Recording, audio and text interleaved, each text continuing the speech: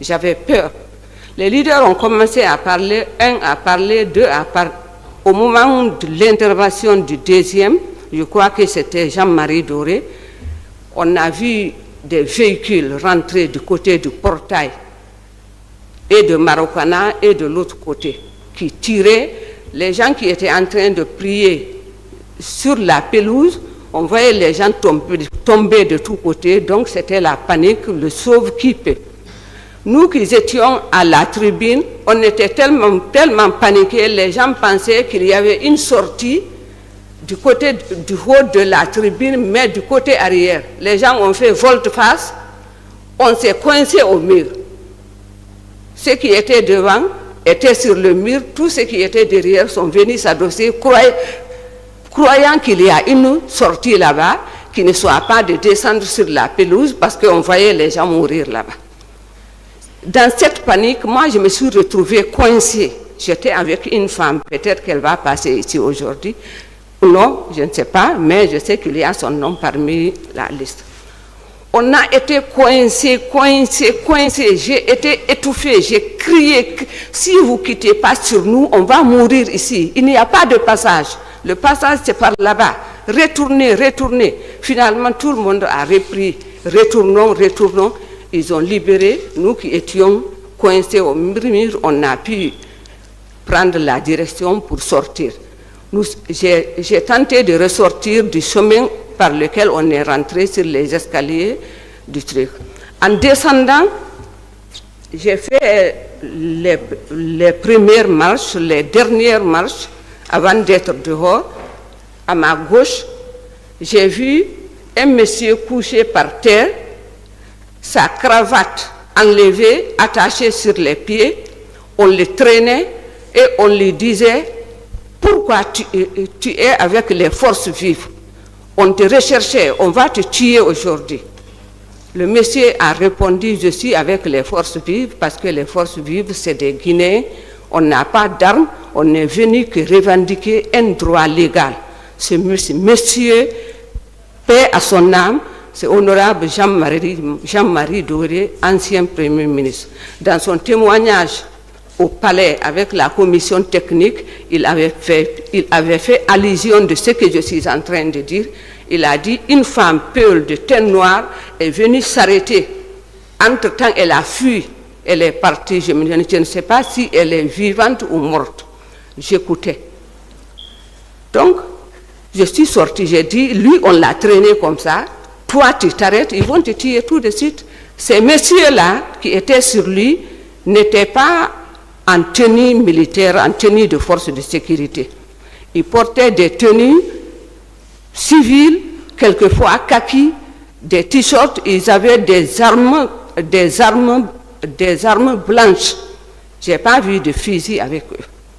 Ils avaient des gourdins, ils avaient des cordes, ils avaient des armes blanches. Ils le frappaient. Je suis sortie. Quand je suis sortie maintenant, je suis descendue du podium des escaliers, je faisais face maintenant à l'arrière-cour du stade côté tribune. Là, j'ai vu des agents en uniforme alignés comme ça, avec les armes entre. Ça m'a rappelé les films de guerre que je voyais. J'ai vu un jeune couché, le sang jaillissait comme ça, comme au robinet. Je me suis dit: je m'arrête, il me tue, je m'engage. Si une arme tombe sur moi, c'est Dieu qui a voulu, mais je dois partir. J'ai pris une allure, j'ai couru. Heureusement, une arme ne m'a pas touché là-bas. Mais dès que j'ai quitté, à quelque part, je suis tombée dans la foule, dans les bousculades. Une bousculade indescriptible. Beaucoup de personnes sont mortes de ça ou ont été paralysées de ça.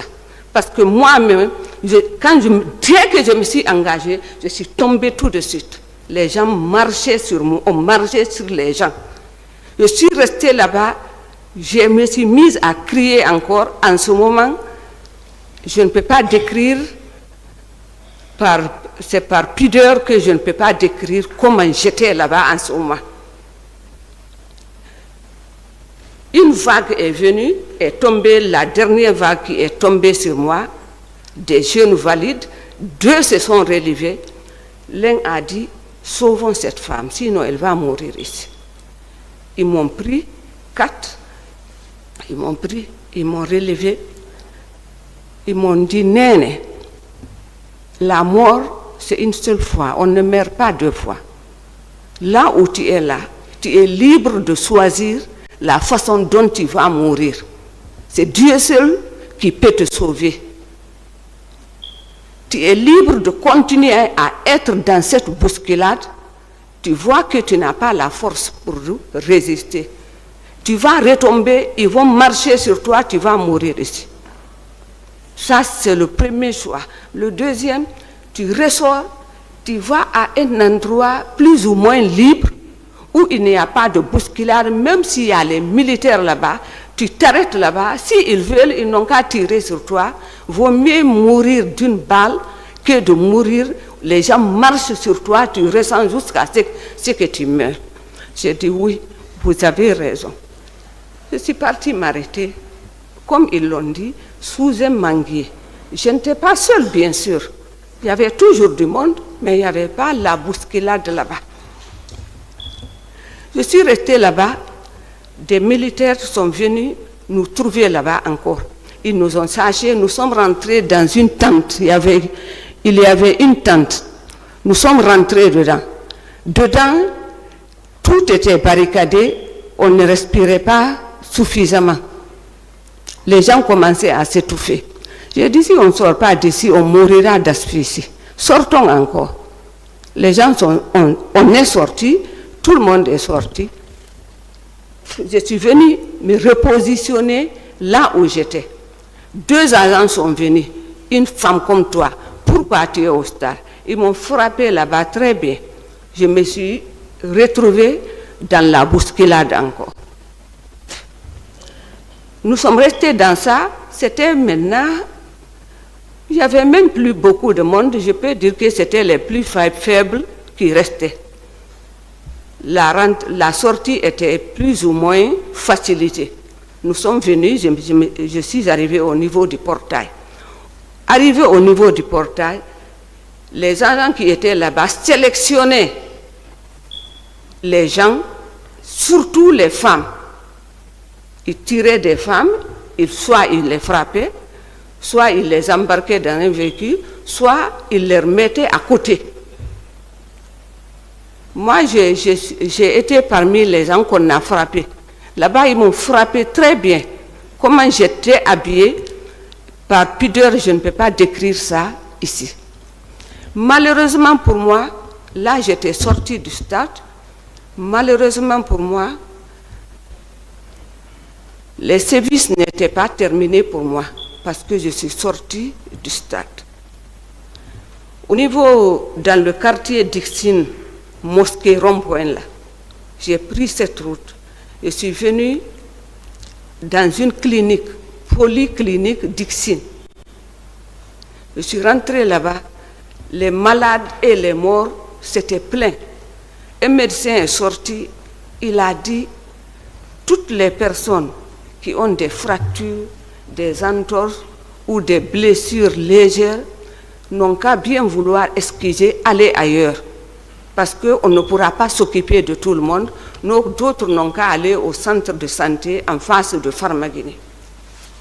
Je suis sortie, je suis partie vers là-bas. À la rentrée du centre de santé, des agents armés aux yeux rouges étaient assis là-bas. Ils empêchaient les gens de rentrer là-bas. Tu viens du stage, vous ne rentrez pas ici. J'ai rebroussé chemin. J'ai une jeune sœur aux environs des cimetières de Dixine.